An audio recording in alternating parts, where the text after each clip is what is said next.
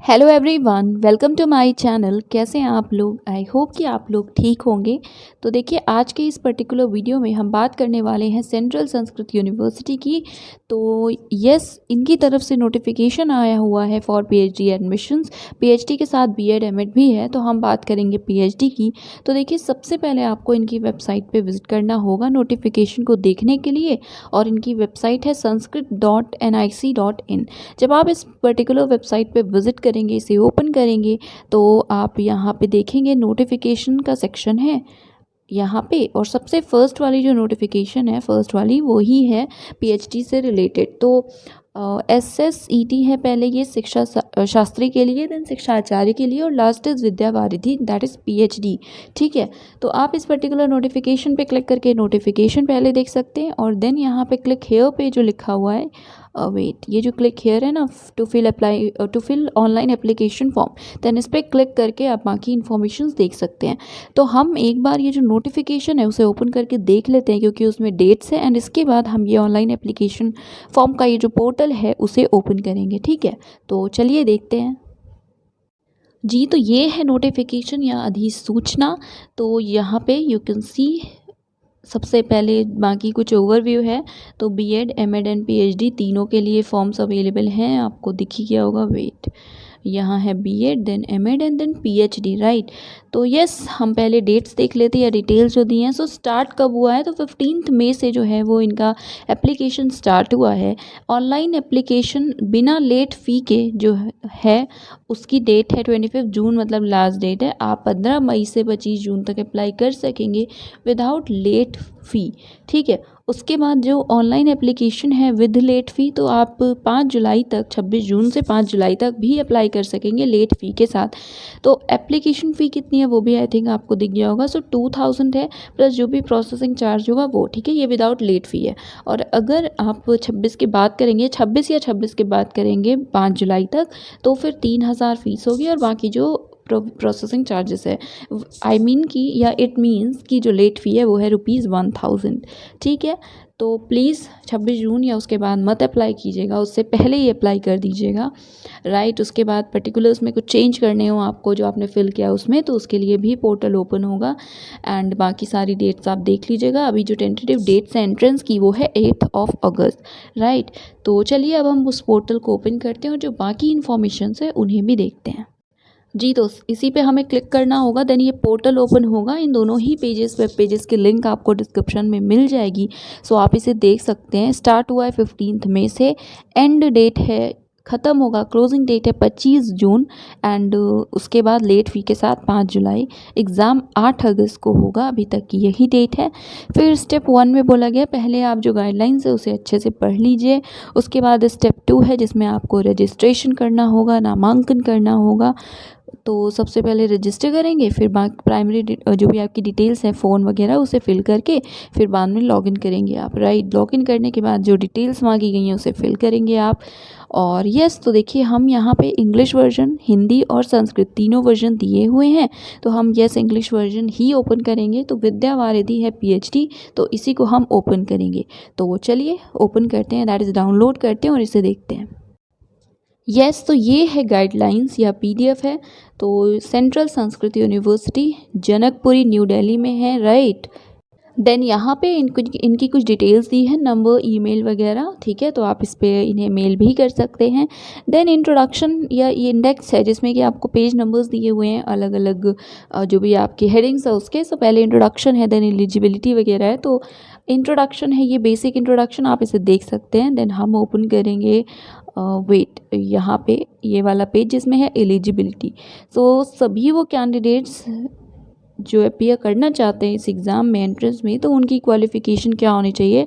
तो एमए संस्कृत हो वो, ठीक है, या और कोई इक्विवेलेंट डिग्री हो किसी यूनिवर्सिटी से जो रिकॉग्नाइज्ड हो, और मार्क्स 55% मिनिमम होने चाहिए, तो आप एलिजिबल हैं, राइट। उसके अलावा यहाँ पे नेक्स्ट लिखा हुआ है बी वाला, कि वो कैंडिडेट जो अपीयर करना चाहते हैं एजुकेशन में, उनके पास 2 ईयर का शिक्षा आचार्य, दैट इज़ एमएड, राइट। तो एमएड डिग्री होनी चाहिए विथ 55% मार्क्स, और या फिर 1 ईयर का शिक्षा आचार्य हो विथ 55% मार्क्स, ठीक है, या एमए हो या इक्वलेंट डिग्री संस्कृत में हो तो भी आप अप्लाई कर सकते हैं।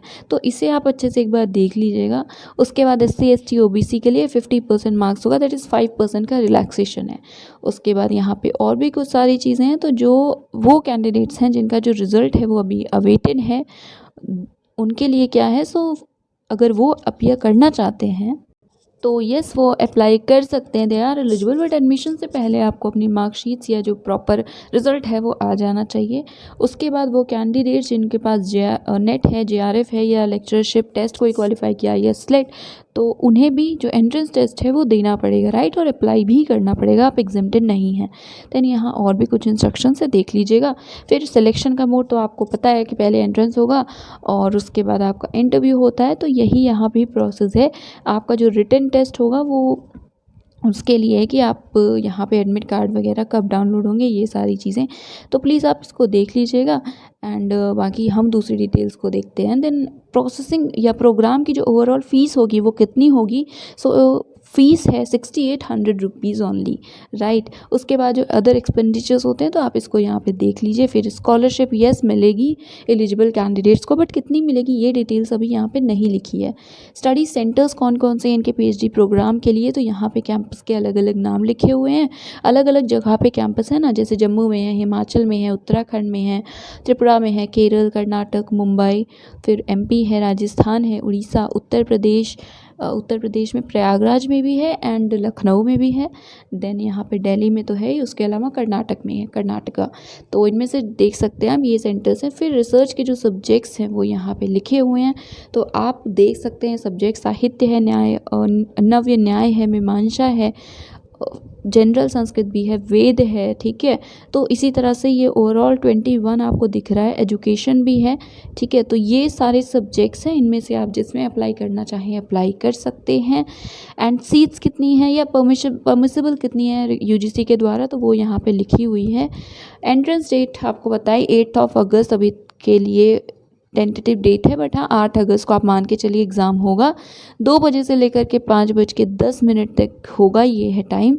जो सेंटर्स हैं वो अलग अलग हो सकते हैं, होंगे मतलब डिफरेंट पार्ट्स के। एंड बाकी सारी चीज़ें आप देख सकते हैं। तो यहाँ पे सेंटर्स के बारे में नेक्स्ट इन्फॉर्मेशन है, डेट्स हमने ऑलरेडी कवर की हुई हैं, राइट। तो एग्जामिनेशन सेंटर्स की बात करते हैं। सो ये सारे सेंटर्स हैं जो आपको हो सकते हैं, आप सेलेक्ट कर सकते हैं, बट एक बार सेलेक्ट करने के बाद चेंज नहीं होगा।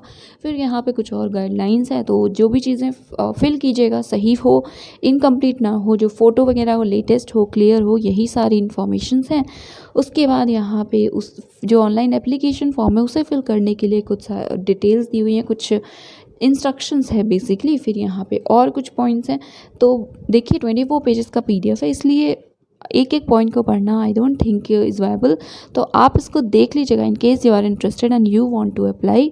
देन यहाँ सिलेबस और क्वेश्चन पेपर का फॉर्मेट जो है वो भी यहाँ पे दिया है। इन सारी चीज़ों को आप थोड़ा सा पढ़ लीजिएगा। 100 मार्क्स का जो पेपर है वो होगा, क्वेश्चन पेपर 1 होगा, 2 से 3 साढ़े 3 बजे तक, मैक्सिमम मार्क्स 100 होंगे और ये उसका सिलेबस होगा, सबके लिए ये सेम है। एंड देन सेक्शन B अलग अलग होगा, ठीक है। फिर है पेपर फर्स्ट का सेक्शन C और सेक्शन D, तो आप इसको देख लीजिए, मार्क्स वगैरह क्या हैं वो देख सकते हैं। फिर जो क्वेश्चन पेपर 2 होगा वो होगा ऐसे टाइप का क्वेश्चन। तो बहुत सारे पेपर्स हैं अलग अलग तरह का, जैसे यूजुअली होता है PhD के लिए कि रिसर्च होगा सेक्शन और आपका सब्जेक्ट स्पेसिफिक होगा, तो उससे थोड़ा सा डिफरेंट है, बहुत ज़्यादा सब्जेक्ट स्पेसिफिक है। यहाँ पे अच्छे से भी एक्सप्लेन किया हुआ है, तो आप सिलेबस देख लीजिएगा, ठीक है, अप्लाई करने से पहले। एंड येस आई थिंक जो इम्पॉर्टेंट इन्फॉर्मेशन थी वो आपको मिल गई होंगी, तो आप इसको देख सकते हैं।